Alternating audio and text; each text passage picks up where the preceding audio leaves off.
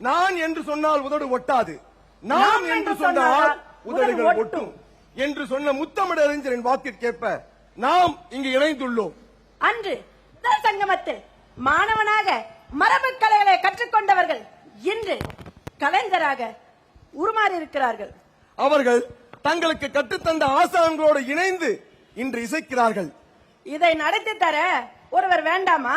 கண்டிப்பா ஒருவர் வேணும். என்னென்ன நடத்த போறாங்க? யார் தெரியுமா? யாரு?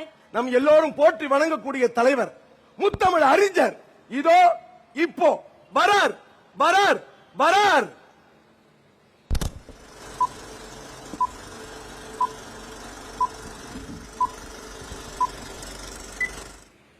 பேரன்பு கொண்டோரே, பெரியோரே, பெற்ற தாயும் பிறந்த பொண்டாடும் ஒன்றென கருதும் இளஞ்செல்வங்கள், ஒரு தாய் வயிற்றில் பிறப்பதற்கு இடமில்லை.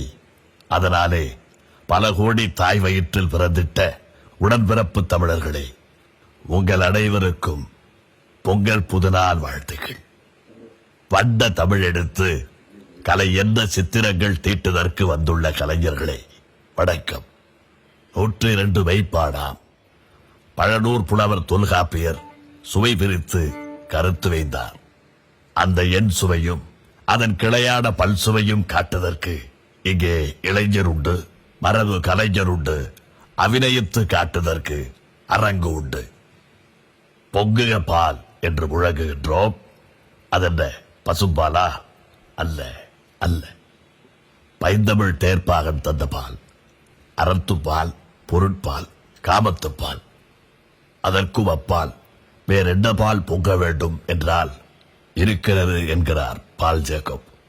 இயல், இசை, நடனம் என்ற முக்கலையும் சேர்த்து பொங்கிட வாழ்த்துவீருங்கிறார்.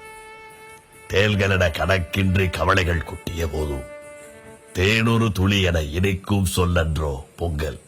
அத்தேனினை சுவைக்க முக்கடல் சங்கமம் போல் முத்தமிழ் சங்கமத்தில் திளைப்போ.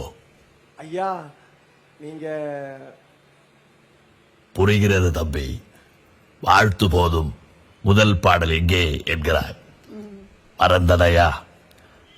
தமிழர் ஞாயிறு போற்றியே கூடினர், தமிழர் ஞாயிறு போற்றியே ஆடினர். எனவே ஞாயிறு போற்றுதும் ஞாயிறு போற்றுதும்